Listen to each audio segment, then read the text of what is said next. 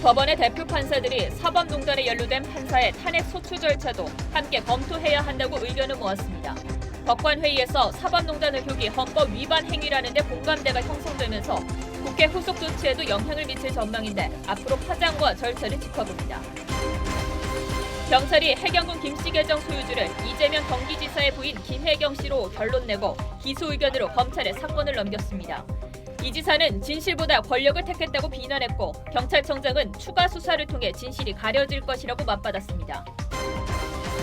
민주노총이 탄력 근로제 확대 저지를 위한 총파업을 예고한 가운데 참여연대와 민변 등 진보단체들도 정부 여당 노동정책 비판에 가세했습니다. 민간단체가 초등학교에서 특별 강의를 열고 학생들로부터 김정은 환영단 참가 신청서를 받은 것으로 드러나 논란입니다. 학생들은 또 신청서에 김정은을 환영하는 글도 적었습니다. 만취한 20대가 폐지를 줍는 70대 노인을 무차별 폭행했습니다. 경찰은 사건 당시 가해자를 집으로 돌려보내고 논란이 되자 사건 발생 11일 만에 현장 CCTV를 확인했습니다. 치킨 프랜차이즈 업체 BBQ가 제품 가격을 평균 8% 올리기로 했습니다. 과자와 아이스크림 등도 줄줄이 가격이 인상돼 서민 물가 부담이 더 커지고 있습니다.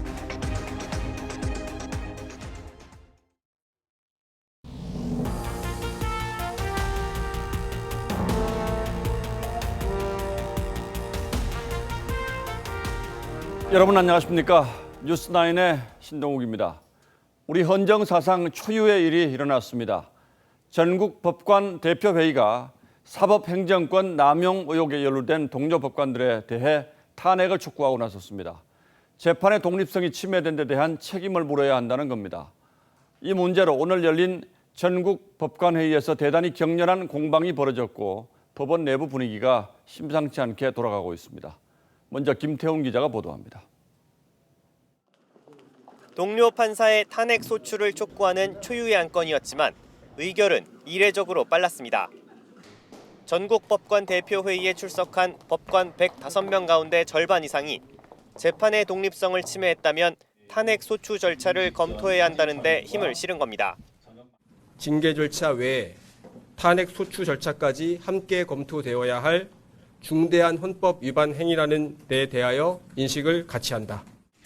탄핵 소추안은 당초 안건에 포함되지 않았지만 대구지법 등 법관 12명의 현장 발의로 논의가 시작됐습니다. 찬반 논리가 극명하게 갈리면서 현장에선 자리를 박차고 나가는 법관도 있었던 것으로 전해집니다. 압도적인 방향으로 표결이 이루어지진 않았어요. 반대하시는 분에도 나름 논거가 설득력 있는 부분들이 있었거든요. 검찰 수사 결과를 지켜본 후 징계 절차를 개시해도 늦지 않다는 반론도 만만치 않았다는 후문입니다. 전국 법관 대표회의는 오늘 의결된 내용들을 전자문서의 형태로 내일 대법원장에게 전달할 예정입니다. TV조선 김태훈입니다. 법관 대표회의는 일종의 자문기구여서 결의를 했다고 해서 곧바로 어떤 경제적인 효과가 발생하는 것은 아닙니다. 하지만 각급 법원을 대표하는 판사 다수의 생각이 반영됐다는 점에서 검찰 수사는 물론 정치권에 이르기까지 그 파장이 만만치 않을 전망입니다. 그리고 법관을 탄핵하기 위해서는 국회와 헌법재판소를 거쳐야 하는 만큼 그 과정의 논란도 만만치 않을 것 같습니다. 이어서 장윤정 기자가 보도합니다. 헌정사상 국회에서 법관 탄핵 소추안이 발의된 건 2차례 있었지만 실제 탄핵으로 이어진 적은 없었습니다. 사법부 독립을 위해 법관 탄핵 절차를 깐깐하게 규정해뒀기 때문입니다. 법관 탄핵 절차는 국회 제적의원 3분의 1 이상 찬성하면 발의돼 헌법재판소에서 대통령 탄핵과 마찬가지로 헌법재판관 9명 가운데 6명 찬성으로 결정됩니다. 이번 판사회의에서 일선 판사들이 탄핵 소추까지 검토해볼 필요가 있다는 의견을 내면서 국회의 탄핵 소추 발의에 속도가 붙을 가능성도 있습니다. 나중에 만약 탄핵 소추가 이루어지면 헌법재판소에서 심판 절차가 이루어져야 되는데 저희가 지금 헌법 위반에 대해서 논의하면서 구체적인 소추의 대상이 누군지 말하는 것 자체가 또 권력 분립에 반하는 것이잖아요. 하지만 사법행정권 남용 의혹의 중심에 선 인물들의 혐의가 탄핵 소추 사유인 반헌법적 행위에 해당하는지를 놓고 또 다른 논란도 예상됩니다. 탄핵 대상 법관 선정을 두고도 갖가지 얘기가 나올 것으로 예상됩니다. 일각에선 사법부에 대한 국민들의 신뢰를 되찾자는 취지로 발의된 탄핵 검토 결의안이 오히려 더 큰 혼란만 불러오는 것 아니냐는 지적도 나옵니다. TV조선 장윤정입니다. 예, 오늘 전국 법관회의의 결의에 정치권의 반응 역시 온도차가 있었습니다. 민주당은 곧바로 환영 논평을 냈고 바른미래당도 자정 노력을 보였다며 긍정적으로 평가했습니다. 하지만 자유한국당은 법관들이 정치를 하고 있다며 비판했습니다. 보도에 김보건 기자입니다. 더불어민주당은 사법개혁을 바라는 소장 판사들의 제안이 반영된 전국 법관대표회의의 결정을 환영한다고 했습니다. 판사에 대한 재척 사유 이런 것들이 있을 경우에는 법률로 그렇게 되어 있지 않습니까? 그런 경우에는 저희가 국회에서 탄핵까지 추진할 수 있기 때문에 그거는 지금 현재로서는 필요하다면 하겠다. 하지만 실제 법관 탄핵을 추진할지는 즉답을 피했습니다. 민주당은 국회 제적 3분의 1이 필요한 법관 탄핵안 발의는 할 수 있지만 제적 과반이 필요한 탄핵안 가결은 장담하기 어렵습니다. 법사위원장이 한국당 소속인데다 민주당 내부에도 법관 탄핵에 소극적인 사람이 적지 않은 탓입니다. 바른미래당도 사법부가 자성과 쇄신의 의지를 밝혔다고 평가했습니다. 사법농단 사태를 앞장서 해결함으로써 사법부가 황골탈퇴하는 전화위복의 기회가 되기를 바랍니다. 다만 당장 탄핵 소추 의결에 동참하겠다는 뜻은 아니라고 선을 그었습니다. 자유한국당은 사법부가 정치화하고 있다고 비판했습니다. 아무런 사실관계나 법률관계가 확정되지 않고 있는 마당에 무조건 탄핵 소추를 촉구한다? 이거는 저는 말이 안 된다고 생각합니다. 법복을 벗고 나와서 정치를 하라고 권유하고 싶습니다. 여야는 내일 당론을 논의할 계획입니다. TV조선 김보건입니다. 자, 이런 가운데 사법행정권 남용 관련한 검찰 수사도 양승태 전 대법원장 코앞에까지 다다랐습니다. 지난 7일 차한성 전 대법관을 비공개로 조사한 데 이어서 오늘은 박병대 전 대법관이 공개 소환됐습니다. 전직 대법관이 검찰의 포트라인에 선 건 이번이 처음이라고 하죠. 검찰청으로 가보겠습니다. 자, 윤수영 기자, 조사가 지금 아직도 끝나지 않았습니까? 네, 검찰은 박병대 전 대법관을 피의자 신분으로 소환해 12시간대 조사를 벌이고 있습니다. 검찰이 직간접적으로 연루가 돼 있다고 보고 있는 의혹들이 상당수여서 앞으로 박 전 대법관이 한두 차례 더 검찰에 소환돼 조사를 받을 가능성도 제기됩니다. 박 전 대법관은 오늘 오전 9시 20분쯤 검찰에 출석했습니다. 포토라인에 선 박 전 대법관은 수사 대상이 된 것에 만감이 교차하는 듯 심경을 밝히기도 했습니다. 제 나름으로는 최선을 다했고 또 법원 행정처장으로 있는 동안에도 그야말로 사심없이 일했습니다. 박 전 대법관은 양승태 대법원장 재임 기간 후반인 2014년부터 2년 동안 법원 행정처장을 역임했습니다. 검찰은 박 전 대법관을 상대로 당시 일제강제징용 소송 연기 논의와 통진당 소송 재판 등에 개입한 혐의를 추궁하고 있습니다. 또 3억 원이 넘는 대법원 비자금 조성에 관여하고 헌법재판소 기밀을 유출한 혐의도 받습니다. 한편 검찰은 지난 6일 법원 행정처 압수수색 과정에서 특정 성향 판사들에게 보복성 좌천 인사를 낸 문건을 확보해 분석 중인 것으로 알려졌습니다. 지금까지 서울중앙지검에서 TV조선 윤수영입니다. 예, 다음 뉴스입니다. 이재명 경기지사가 인터넷에서 큰 논란이 된 바 있는 이른바 해경궁 김 씨가 이 지사의 부인인 김혜경 씨로 보인다는 경찰 발표 이틀 만에 입을 열었습니다. 해경궁 김 씨와 자신의 아내는 아무런 관련이 없으며 경찰이 진실보다 권력을 선택했다고 주장했습니다. 장용욱 기자가 취재했습니다. 이재명 경기지사가 출근길에 카메라 앞에 섰습니다. 지난 지방선거 때 친문 진영을 비방해 고발당한 트위터 계정 해경궁 김 씨는 자신의 부인이 아니라고 강조합니다. 그 계정 주인 그리고 그 글을 쓴 사람은 제 아내가 아닙니다.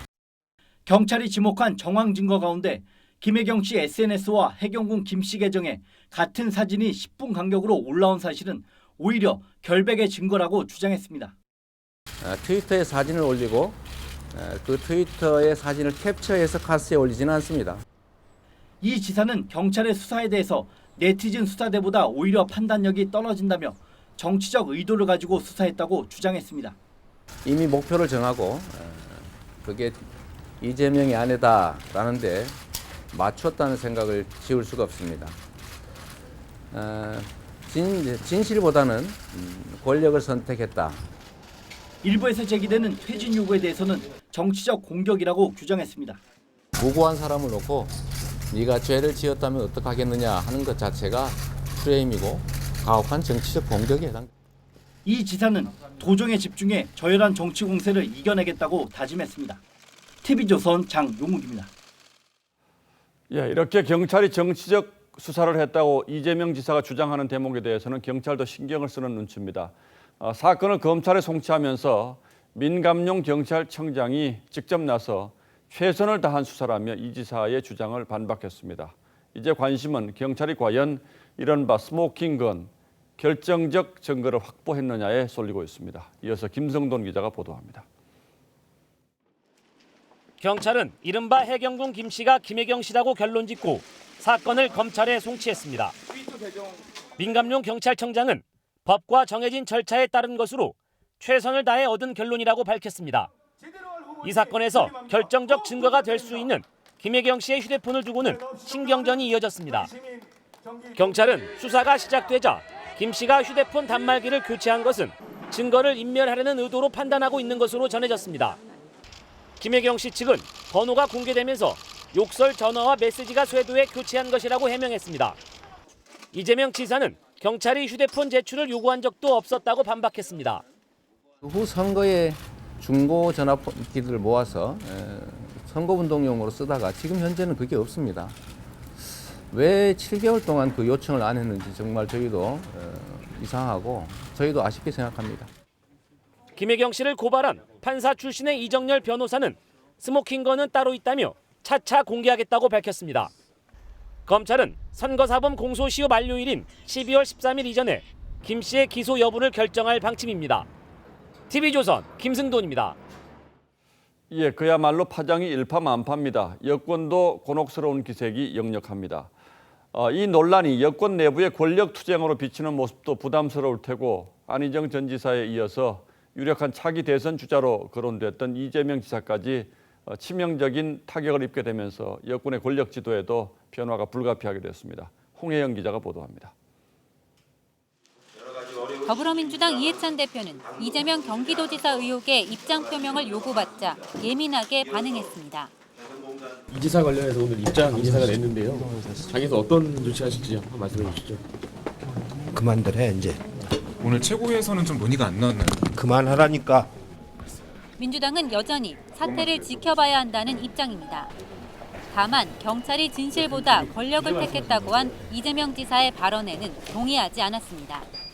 정책의 의미가 뭔지 모르겠습니다만 다른 무슨 이 배후에 어떤 권력이 있거나 이렇다고 생각하지는 않습니다. 청와대는 당에서 판단하고 논의할 문제라며 입을 닫았습니다. 안희정 전 충남지사에 이어 이재명 지사까지 정치적인 위기에 몰렸습니다. 야당에선 박원순 서울시장이 다음 순서 아니냐고 걱정 아닌 걱정을 해줍니다. 자기 정치 심하게 하다가 지금 낭패 보고 있는 경기도지사 잘 돌아보시기 바랍니다. 대다수 여당 의원들이 침묵을 지킨 가운데 이종걸 의원은 당이 조사단을 구성하자고 제안했습니다. TV조선 홍혜영입니다. 그렇다면 이재명 지사가 이렇게 강력하게 반발하는 배경은 뭔지, 그리고 경찰이 해경군 김 씨가 이 지사의 부인 김혜경 씨가 맞다고 보는 근거는 또 뭔지 자세히 따져보겠습니다. 자, 강동훈 기자, 일단 경찰이 여러 가지 사진을 예로 들고 있는데 우선 5.18 사진이라는 게 있죠. 예, 맞습니다. 그 사진이 이제 5.18 희생자 가족들이 영정을 들고 있는 사진이었는데요. 지난 2013년 5월 18일이었죠. 먼저 이재명 지사가 자신의 트위터에 올렸습니다. 그리고 이 해경군 김 씨가 다음 날 낮 12시 47분에 리트윗을 합니다. 이 지사의 부인 이 김혜경 씨는 그로부터 13분 뒤에 자신의 카카오 스토리에 해경군 김 씨가 리트윗한 화면을 캡처해서 올립니다. 이 캡처한 시간도 해경군 김 씨가 트윗을 한 시간과 같은 12시 47분이었습니다. 경찰은 이게 강력한 증거라고 주장을 하고 있는데 이 지사가 이게 아니라고 하는 근거는 또 뭡니까 그럼? 그러니까 이 김혜경 씨가 올린 사진이라면 사진은 원본을 갖고 있을 텐데요. 예. 이 원본을 올리지 않고 이 트위터 사진을 캡처해서 왜 다른 SNS에 올렸겠느냐 하는 겁니다. 물론 이 말도 일리가 있습니다만 일부 네티즌들은 이 해명에도 의문을 제기하고 있습니다. 해경군 김 씨가 사진 원본을 갖고 있는 게 아니라 이 지사의 게시물을 단순 리트윗한 것이라면 이 사진의 원본은 해경군 김 씨도 갖고 있지 않다는 것이고 또 이 지사의 해명 역시 꼭 맞다고 할 수는 없다는 겁니다. 그렇군요. 그럼 경찰이 주장하는 두 번째 근거를 볼까요? 이 지사의 대학 입학 사진이죠? 예, 맞습니다. 지난 2014년이었죠. 이 김혜경 씨가 카카오 스토리에 이 사진을 올린 뒤 10분씩의 텀을 두고 해경군 김 씨와 이 지사의 트위터와 같은 사진이 올라왔던 거죠. 경찰은 이처럼 동일한 사진을 각각 다른 SNS에 짧은 시간 내에 올리는 것은 동일인이 아닌 상황에서 우연히 일어난 일이라고 보기는 어렵다 이렇게 판단을 했습니다. 자, 그럼 마지막 세 번째 근거는 뭡니까? 예, 바로 이 핸드폰을 교체한 시기입니다. 해경군 김 씨 트위터 글은 2016년 7월 중순까지 안드로이드 단말기에서 작성됐다가 그 이후에 아이폰에서 작성이 됐는데 이 김혜경 씨가 안드로이드 단말기를 아이폰으로 바꾼 시점과 일치한다는 겁니다. 이에 대해서 이 지사는 이 대한민국 전국을 조사한 게 아니라 이 성남시 분당구만을 조사한 것 자체가 이 트위터 계정주가 성남시 분당구에 산다는 것을 전제로 한 것이라면서 이 표적 수사 이렇게 이야기하고 있습니다. 그런데 이게 다 정황 증거일 뿐이지 직접 증거가 될 수 없다는 게 이 지사 측의 주장이잖아요. 경찰이 이 계정이 김혜경 씨의 계정이 맞는지 트위터 측에 직접 물어보면 되지 않아요? 예, 물어보긴 했었습니다. 이 수사 초기에 물어보긴 했었는데 이 트위터 본사는 운영 방침을 이유로 거부당했습니다. 이 확인하는 것을 거부했었는데요. 그래서 7개월 동안 4만여 건에 대한 글을 전수조사한 겁니다. 자, 그렇다면 자신이 결백하다고 주장하고 있는 김혜경 씨가 트위터 측에 이게 내 계정이 아니라는 걸 확인해 달라고 이렇게 요청할 수는 있지 않습니까? 예, 맞습니다. 그런데 이 지사의 얘기로는 그것이야말로 이 트위터 계정은 내 거다 이렇게 인정하는 것이라고 합니다. 해경군 김 씨 계정은 아내 김혜경 씨의 것이 아닌데 어떻게 트위터 본사에서 로그 기록을 보여주겠냐는 거죠. 하지만 일각에서는 사회적으로 문제가 커진 만큼 도용당했다고 주장하는 쪽에서 계정의 본주인이 도대체 누군지 확인을 요청할 수 있는 것 아니냐 이런 비판이 나오고 있습니다. 예, 글쎄 뭐 그렇게 해도 될 것 같은데 자 어쨌든 뭐 정치적인 사건으로 번졌으니까 최종적인 진실은 검찰 수사 그리고 법원 결정으로 나게 되겠군요. 예, 강동원 기자 잘 들었습니다.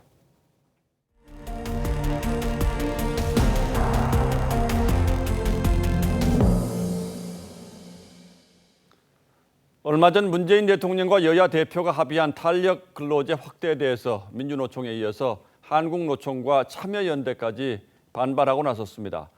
현 정부의 양대 지지 기반이라고 할 수 있는 노동계와 시민단체가 일제히 등을 돌리면서 여권의 고민이 깊어지고 있습니다. 박재훈 기자가 보도합니다.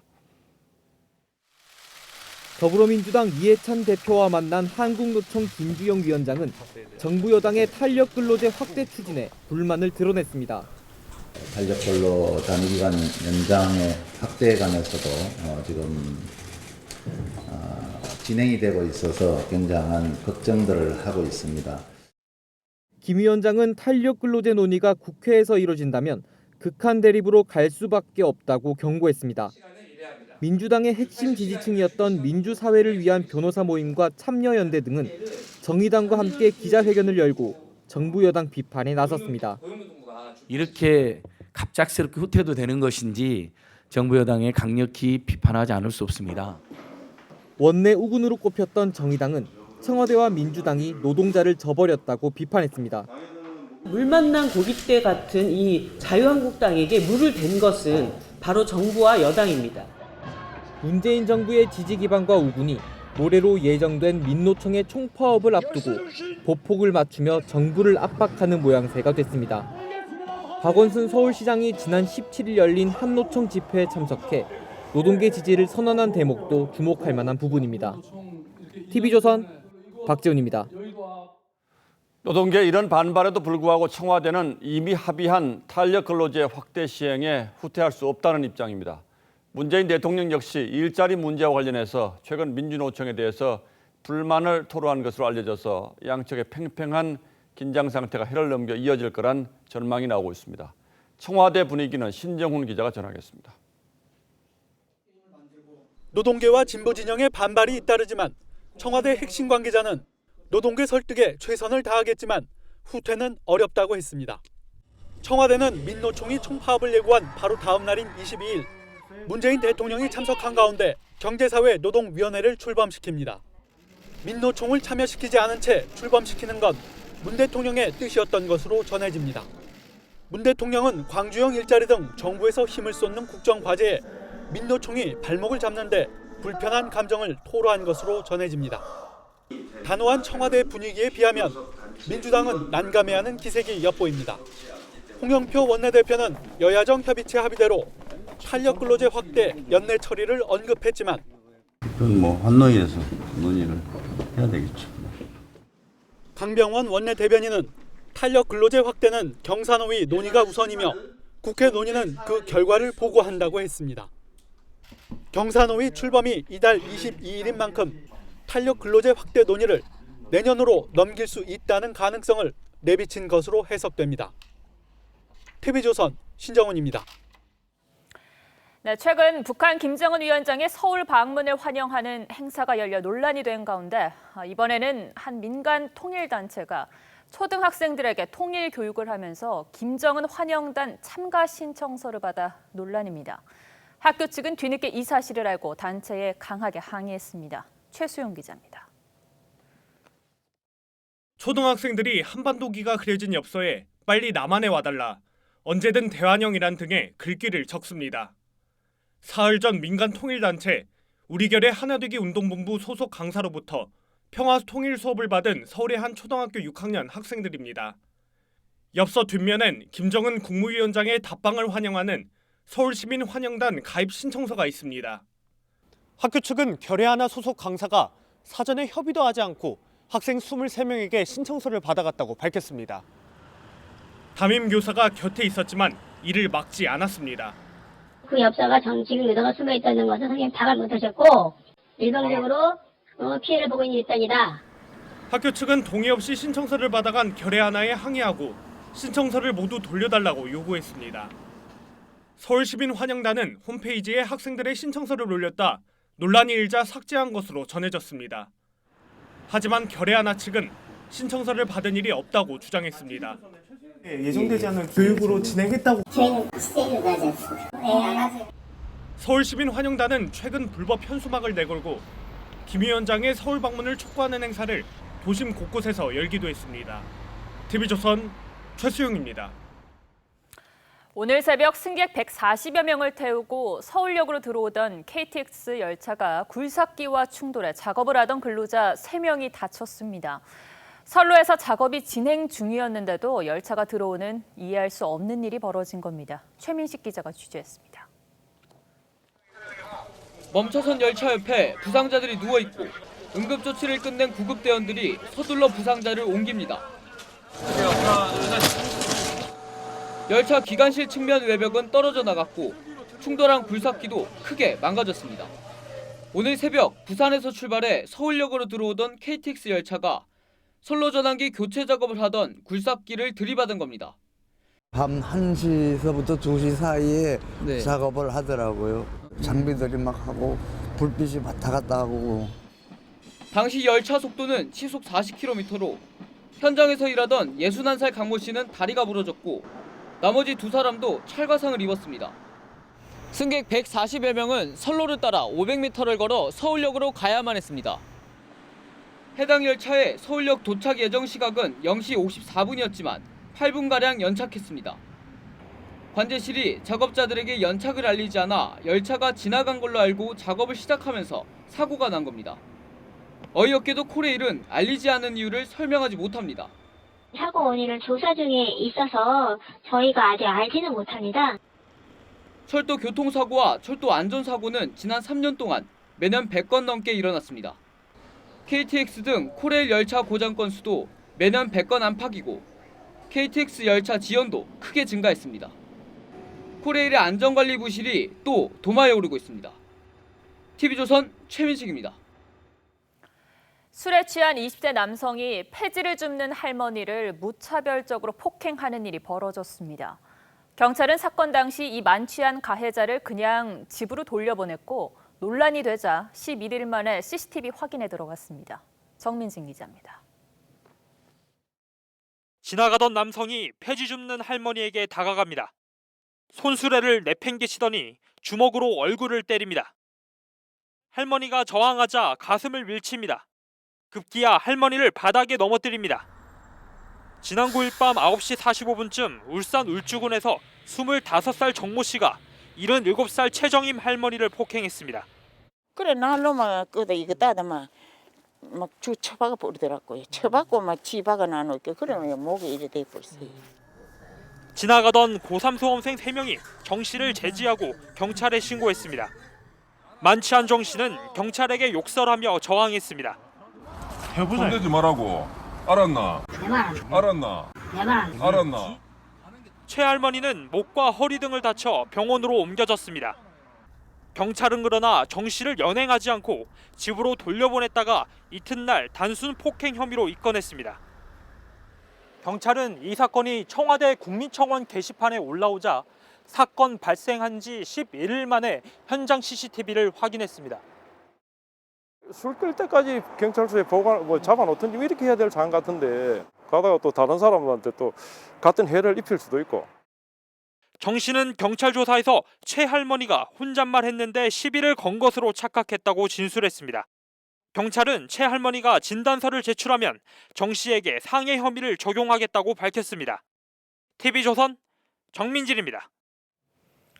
동급생을 집단 폭행하고 아파트 옥상에서 추락해 숨지게 한 가해 학생들이 경찰에서 진술을 번복하고 있는 것으로 확인됐습니다. 왜 폭행했는지, 또 숨진 학생의 패딩 점퍼는 왜 입고 있었는지 말이 바뀌고 있습니다. 그리고 사건 당시 말고도 집단 폭행한 적이 또 있었던 것으로 드러났습니다. 강석 기자입니다. 숨진 A군의 패딩 점퍼를 입고 구속된 14살 B군. 경찰 조사에서 A군을 때리고 패딩을 뺏었다고 처음에 진술했습니다. 하지만 하루 만에 진술이 바뀌었습니다. B군은 강제로 빼앗은 게 아니고 자신의 집 앞에서 바꿔 입은 것이라고 주장했습니다. 가해 학생들의 말 바꾸기는 처음이 아닙니다. A군을 폭행한 이유에 대해서 A군이 SNS에 가해 학생 중 한 명의 아버지를 욕했다고 진술했지만 나중에는 통화하다가 욕하는 내용을 들었다고 바뀌었습니다. 진술이 처음에도 자기네들 때렸다는 부분 싹 빼고 뭐를 자꾸 이렇게 얘기하는 부분도 있고 보니까 말이 계속 조금씩 바뀌고 있어가지고. 가해 학생들의 추가 폭행 사실도 드러났습니다. 이들은 사건 당일 새벽 A군에게서 전자담배를 뺏은 뒤 인근 공원에 있던 A군을 찾아가 집단 폭행했습니다. 경찰은 B군 등 가해 학생들에게 공동 공갈과 공동 상해 혐의를 추가 적용했습니다. 경찰은 A군의 패딩을 유족에게 돌려줄 예정이며 패딩 교환에 강제성이 없었는지 조사할 계획입니다. A군 어머니는 SNS에 아들의 마지막 길을 떠나보내며 아프지 않은 곳에서 편히 쉬라는 글을 남겼습니다. TV조선 강석입니다. 올해 수능 가채점 결과 만점자는 5명인 것으로 잠정 집계됐습니다. 지난해 10명이 넘었던 것에 비하면 시험이 꽤 까다로웠다는 걸 알 수 있습니다. 출제기관 홈페이지에는 문제와 정답, 시험 과정에 대한 이의 제기가 1000건 가까이 접수됐습니다. 윤혜웅 기자입니다. 재학생 만점자는 서울 강북에 있는 자사고에서 나왔습니다. 올해 가채점 기준 수능 만점자는 재학생 2명을 포함해 총 5명으로 알려졌습니다. 지난해 11명에 비하면 절반 이하로 줄어든 숫자입니다. 난이도가 높은 불수능임을 보여주는 결과입니다. 한국교육과정평가원 홈페이지에는 접수 마지막 날인 오늘까지 1000건 가까운 이의 제기가 올라왔습니다. 국어에서는 지문이 길고 까다로워 정답률이 18%까지 떨어진 31번 문제에 대해 찍는 게 맞을 확률이 높다는 볼멘 소리가 쏟아졌습니다. 가장 많은 이의가 제기된 사회탐구는 생활과 윤리 3번, 철학자 니부어의 사상을 묻는 문제에 집중됐습니다. 시험 진행에 대한 항의도 잇따랐습니다. 시험 도중 스피커에서 라디오가 나왔다거나 영어 듣기 평가에서 소리가 제대로 안 나왔는데 옆 교실만 재시험을 봤다는 불만도 제기됐습니다. 상태가 안 좋은 반이 4개인가 5개 있었고 교육청에서 카세트를 공수해와서 재시험을 봤어요. 지난해에도 수능 직후 900건 넘는 불만이 제기됐지만 오류로 인정된 건 한 건도 없었습니다. 올해 수능의 확정 정답은 26일 공개됩니다. TV조선 윤태웅입니다. 자유한국당이 여당의 이른바 고용세습과 채용비리 국정조사 거부를 문제 삼아서 사실상 정기국회 보이콧을 선언했습니다. 바른미래당도 내일 의원총회를 열고 최종 입장을 결정할 예정이어서 예산안 심사 중인 국회에 먹구름이 몰려오고 있습니다. 더불어민주당은 국회의 의무를 저버리는 행위라고 비판했습니다. 윤태윤 기자입니다. 자유한국당 소속 국회 상임위원장과 간사들이 원탁에 둘러앉아 문재인 정부와 여당을 성토합니다. 문재인 대통령은 상습적으로, 고의적으로, 의도적으로, 기획적으로 국회를 패싱하고 무력화시킵니다. 자유한국당 지도부는 여당이 고용세습과 채용비리 국정조사를 거부하는 것에 반발해 결국 오늘 상임위 일정을 전면 보류했습니다. 사실상 국회 일정 전면 보이콧에 나설 움직임입니다. 바른미래당도 국정조사가 반드시 이루어져야 한다며 정기국회 보이콧을 내비치고 있습니다.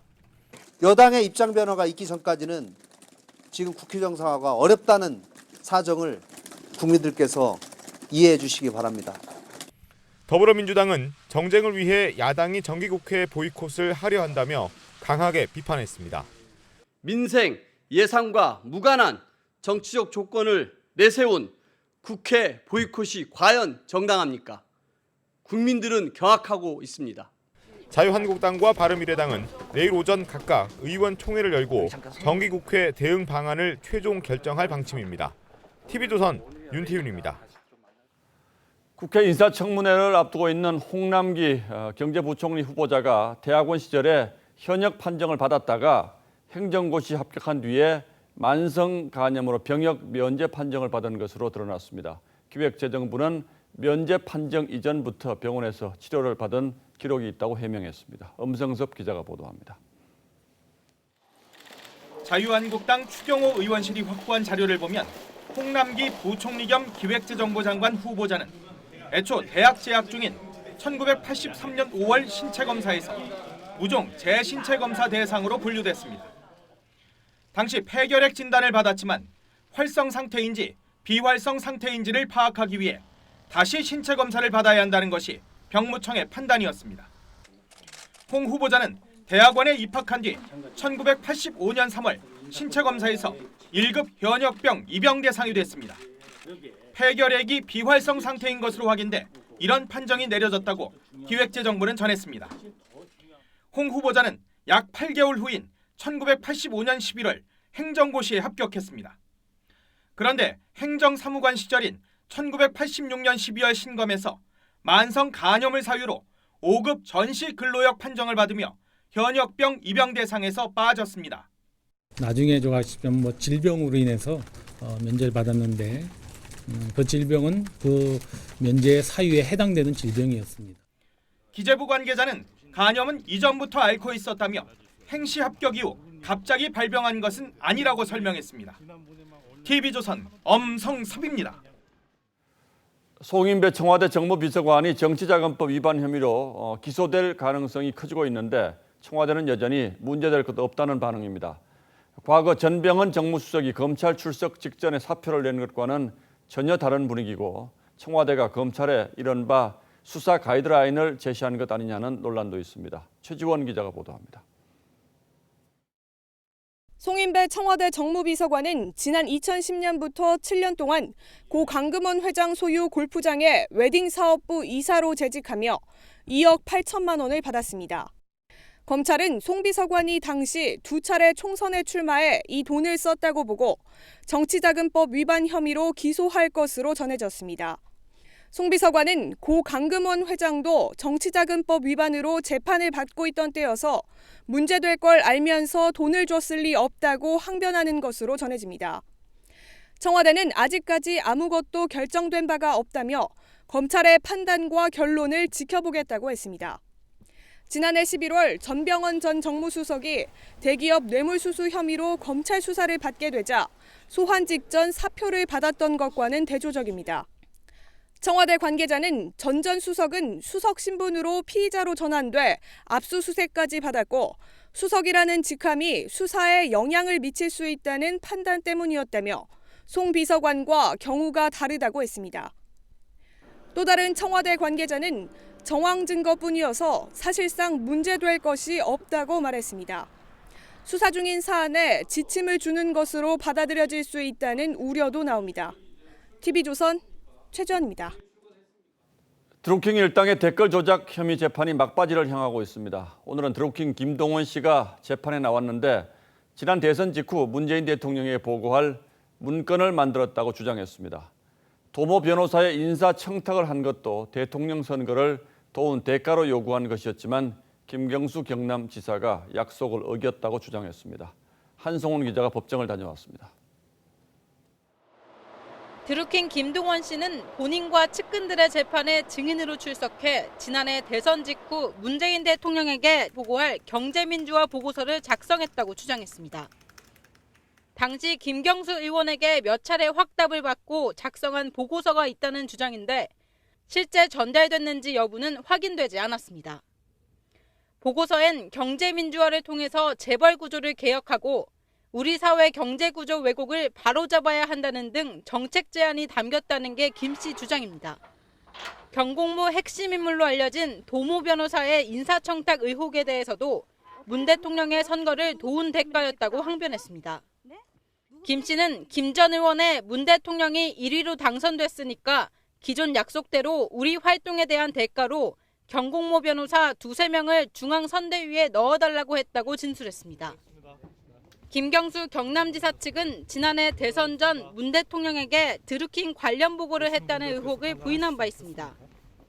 재판이 막바지로 향하면서 드루킹 일당의 핵심 진술이 나오고 있는 가운데 재판부는 다음 달 13일 주요 증인 신문을 마치는 대로 재판을 종결하겠다고 밝혔습니다. TV조선 한송원입니다. 트럼프 미국 대통령이 대통령으로서 해야 했던 가장 힘든 결정은 북한이었고 자신이 아니었다면 북한과 전쟁이 일어났을 것이라고 자화자찬했습니다. 그러면서 대화와 제재를 병행하는 대북 정책을 유지하겠다고 말했습니다. 고서정 기자가 보도합니다. 트럼프 대통령이 현지 시간 18일 폭스뉴스와의 인터뷰에서 대통령으로서 해야 했던 가장 힘든 결정으로 북한을 꼽았습니다. 오바마 대통령이 대통령직을 임계하면서 가장 큰 문제는 북한이라고 말했다면서 북한과 전쟁을 막았다고 자평했습니다. We're doing really well. We would have been in war with North Korea if, let's say, that administration continued. 김정은 위원장과 매우 좋은 관계로 위대한 결정들을 내렸다면서 대화와 제재를 병행하는 대북 정책 기조를 이어가겠다는 뜻을 밝혔습니다. 그러면서 비서실장 등 최대 5명까지 내각을 교체하겠다는 뜻을 내비쳤습니다. I have 3 or 4 or 5 positions that I'm thinking about. 영부인 멜라니아 여사와 갈등설에 휩싸인 존 켈리 백악관 비서실장과 이민정책 관련 트럼프 대통령과 이견을 보여온 커스텐 닐슨 국토안보부 장관이 교체 대상으로 거론됩니다. 트럼프 대통령은 경제가 역대 최고라면서 자신의 대통령직 수행에 대해 A+ 또는 그 이상으로 평가할 수 있다고 밝혔습니다. TV조선 고서정입니다. 요즘 커피와 과자 등 식품 가격이 줄줄이 올라가고 있죠. 오늘은 치킨업계 2위인 BBQ가 주요 치킨 가격을 최대 2,000원 올렸습니다.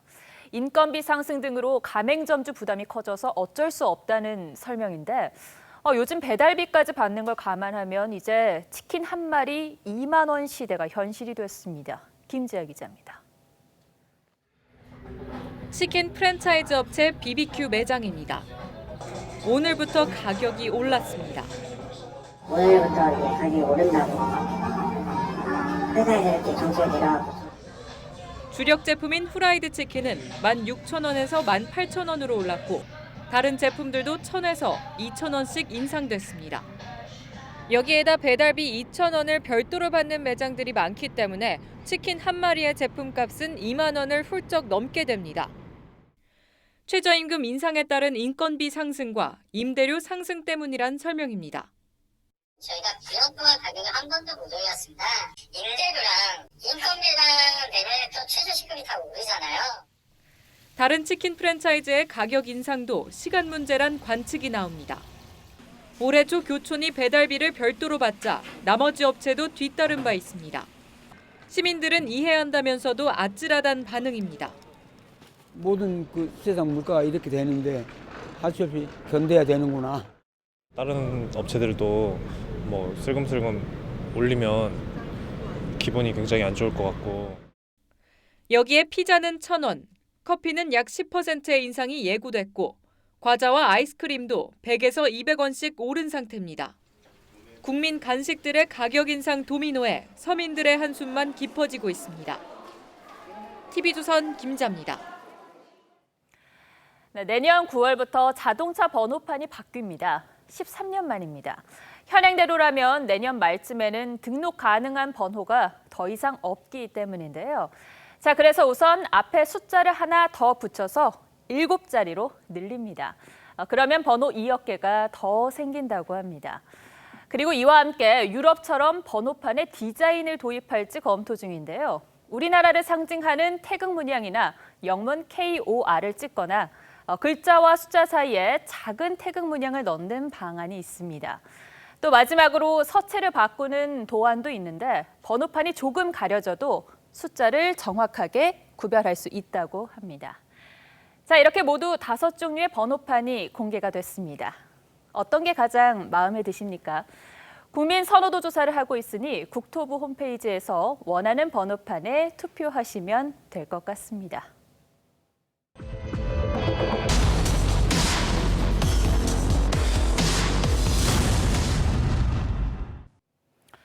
우리 사회를 떠들썩하게 한 재활용 쓰레기 대란이 있은 지 6개월이 지났습니다. 이 사태로 일회용 컵을 규제하고 친환경 빨대를 권장하는 등 많은 조치가 있었는데요. 현실은 조금 달라졌을까요? 김하린 기자가 점검해봤습니다.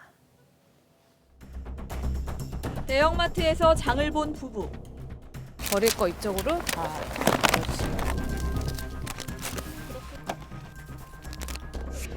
과일 상자와 식료품 포장 등 재활용 쓰레기가 한가득입니다. 생각보다 좀 나오는 것 같고요. 이중 포장이 되는 부분을 살 수밖에 없게 좀 그렇게 만들어 놓은 것 같아요. 마트 포장대에 가보니 물건을 사자마자 바로 포장을 버리는 고객이 한둘이 아니고 다 포장지예요. 쓰레기통은 포장재로 가득합니다. 집에 가서 다 버려야 돼요. 여기서 다 버리고. 포장재도 결국은 쓰레기. 얼마나 많길래 이렇게 버리고 가는 걸까? 오늘부터 일주일 동안 쓰레기가 얼마나 많이 나오는지 한번 여기다가 모아보도록 해보겠습니다. 제작진을 포함해 맞벌이 부부와 1인 가구, 3인 가구가 각각 일주일 동안 쓰레기를 모았습니다. 아이를 키우는 가정은 거의 주말에만 집에서 밥을 먹는데도 비닐과 플라스틱, 기저귀 등 많은 쓰레기가 나왔습니다. 생각했던 것보다 너무 많이 나와서 놀랐어요. 플라스틱이 좀 많은 것 같고요. 온라인 주문이 많은 맞벌이 부부는 택배 쓰레기가 눈에 띄고 하나 포장하는데 이 비닐, 그리고 이렇게 큰 종이 박스, 종이 봉투 이렇게 뭐 2겹, 3겹으로 포장이 많이 되어서 왔거든요. 혼자 사는 20대 남성은 배달 음식 쓰레기가 많습니다. 제가 평소에 약간 배달 음식이나 편의점에서 간단하게 먹을 수 있는 것들만 사 먹는데 보통은 이제 그게 또 안에 다 따로 하나하나씩 포장되어 있고 뭐 소스들. 새가족 쓰레기에서 가장 많은 건 역시 포장재. 마트에서 확인해 보니 약품과 화장품, 과일, 조그만 전자제품까지 플라스틱과 비닐 포장이 겹겹입니다. 하나만 이렇게 붙이면 되는 건데 불필요하게 비닐을 싸고 또 싸고 하는 이거 벗기고도 사갈 수 있어요? 배달 음식도 비슷해서 설렁탕 1인분만 시켜도 플라스틱 용기와 비닐 등 포장 쓰레기 6, 7개가 생깁니다. 실제 우리가 버리는 플라스틱 쓰레기 중 40%가 포장재이고 우리나라 국민 한 명이 1년 동안 쓰는 플라스틱 사용량은 98.2kg, 세계 1위입니다. 외국의 경우 과도한 플라스틱 포장을 줄이려는 움직임이 활발합니다. 생산 유통업체는 플라스틱을 대신해 포도 껍질과 밀짚거기 등 친환경 포장재 개발에 속도를 냅니다. 노력해서 줄일 수 있는 범위가 아니잖아요. 줄이고 싶어도 줄일 수 없습니다. 이러한 것들은 생산 단계에서 줄여줘야 되는 거고. 국내에서도 소비자가 용기를 직접 가져와 제품을 담아가도록 한 매장이 생기고 있습니다. 필요하신 내용물만 구매를 해가시는 형태이기 때문에 폐기물이 전혀 발생하지 않는 소비를 할 수 있는 곳입니다. 하지만 과도한 포장과 이에 따른 쓰레기는 곳곳에 넘쳐나는 것이 현실. 업계와 소비자가 보다 적극 대응하지 않으면 재활용 쓰레기 대란이 언제든 다시 찾아올 수 있습니다. 소비자 탐사대였습니다. 네, 미국 캘리포니아 산불이 열흘 넘게 이어지면서 지금까지 80명 가까이 숨지고 실종자는 1,300여 명에 육박하고 있습니다. 미국도 초대형 산불 앞에서는 속수무책인데요. 세계 최고의 소방대원과 장비가 투입됐는데도 불길이 잡히질 않고 있습니다. 이유가 뭔지 오늘의 포커스를 맞췄습니다.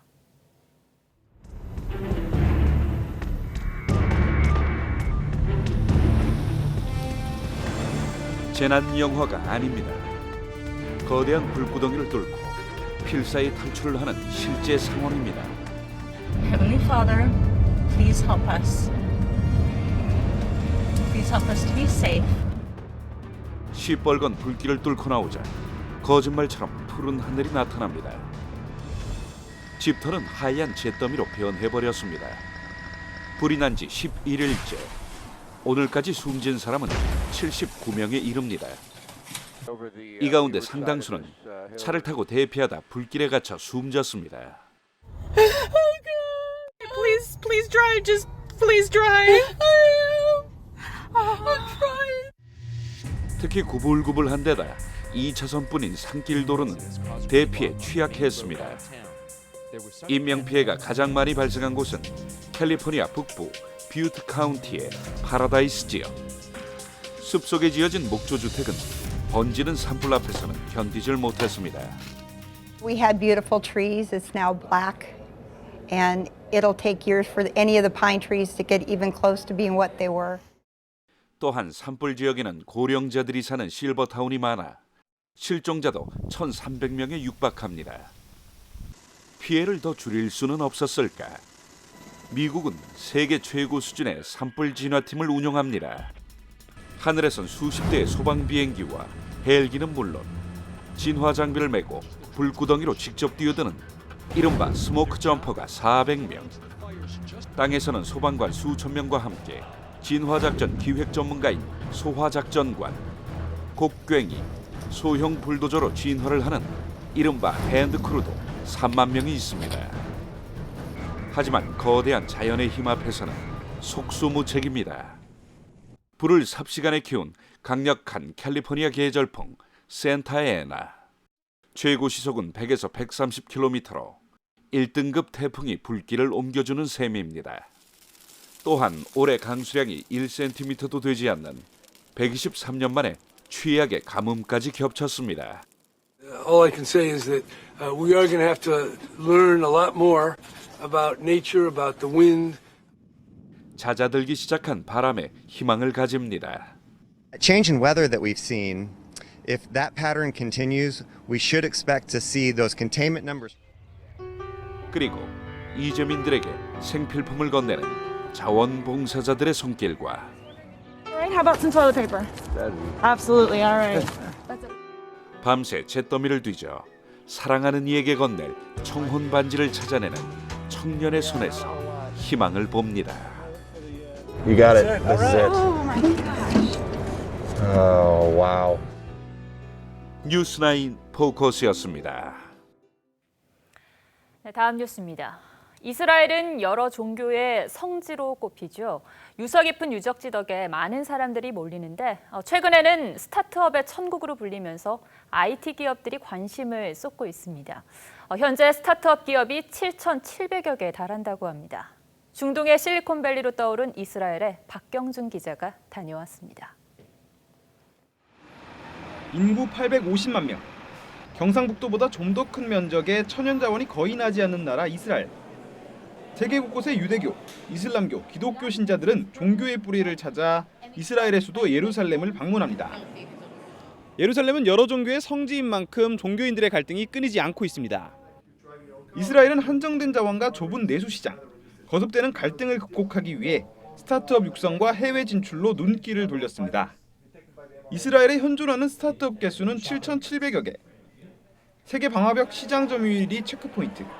지난해 인텔에 17조 원에 인수된 자율주행 기술 업체 모비라이가 대표적입니다. The traffic light stopping, allowing the pedestrian to cross the street. So this is happening today, as you see here.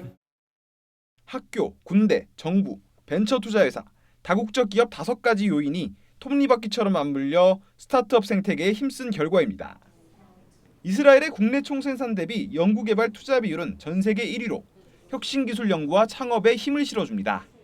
We have government that understand the importance of research and development.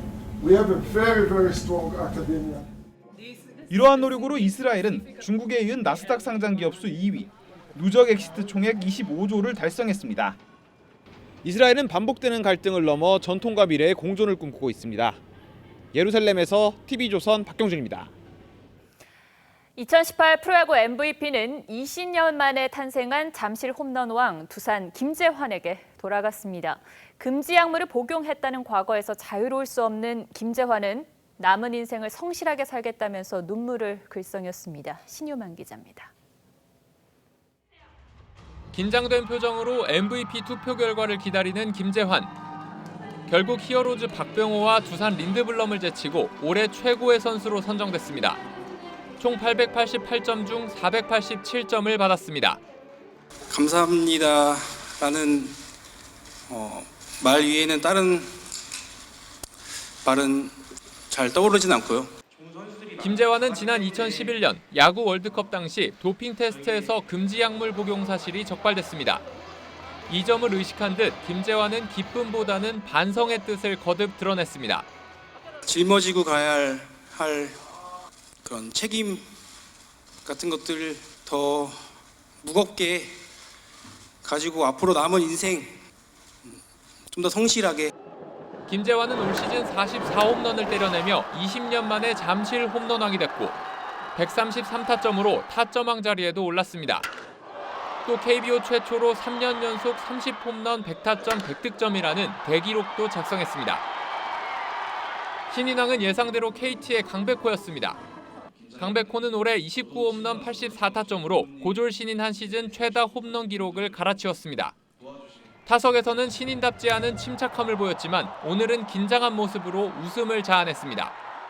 데뷔 전보다 지금이 조금 더 떨리는 것 같습니다. 네. 타격왕의 LG 김현수, 장타율왕의 히어로즈 박병호 등 각 부문 수상자들도 함께해 2018년 KBO 리그의 마지막을 축제로 장식했습니다. TV조선 신유만입니다.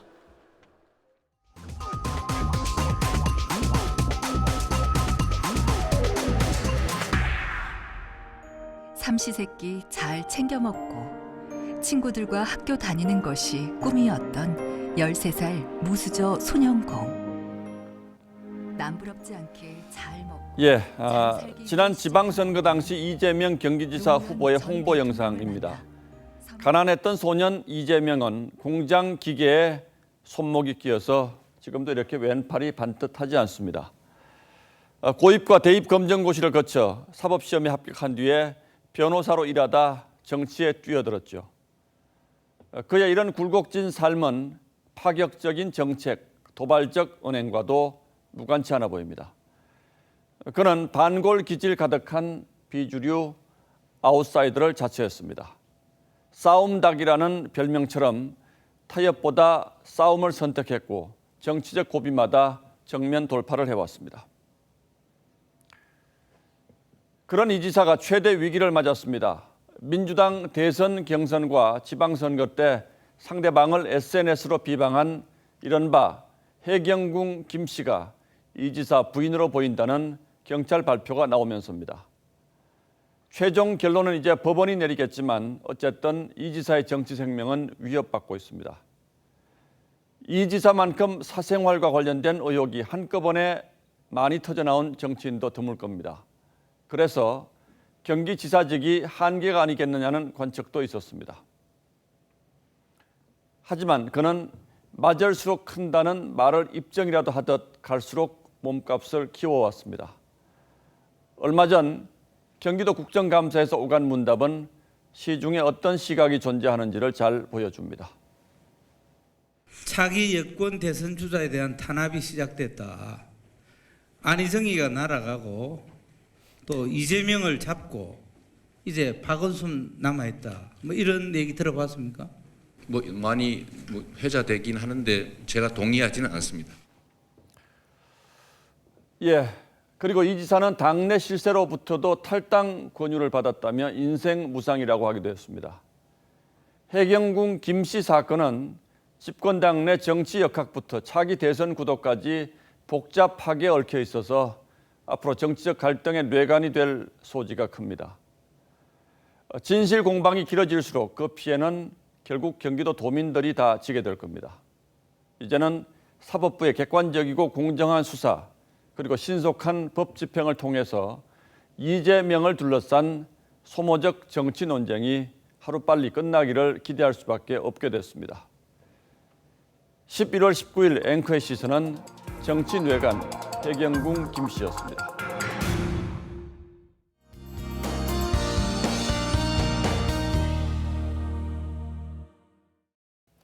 내일 아침 출근길 초겨울 추위 생각하시고 옷차림 도톰하게 해주셔야겠습니다. 패딩 차림에 모자나 장갑으로 보온에 신경 써주시면 좋겠는데요. 내일 서울 아침 수은주 0도, 파주 영하 6도, 안동과 거창은 영하 2도로 출발하겠습니다. 경기 남부와 충북 지역은 내일까지도 공기가 탁하겠습니다. 이번 주 아침 추위는 더욱 심해지고 한낮에도 춥겠습니다. 수요일은 전국에 비 또는 눈이 지나겠고 이후 기온은 더 큰 폭으로 하락하겠는데요. 주 후반에는 서울 아침 기온 영하 3도까지 낮아지겠고 한낮 기온도 최고 5도 선에 그치겠습니다. 기상정보였습니다. 예, 월요일 뉴스9은 여기서 모두 마치겠습니다. 시청해 주셔서 고맙습니다.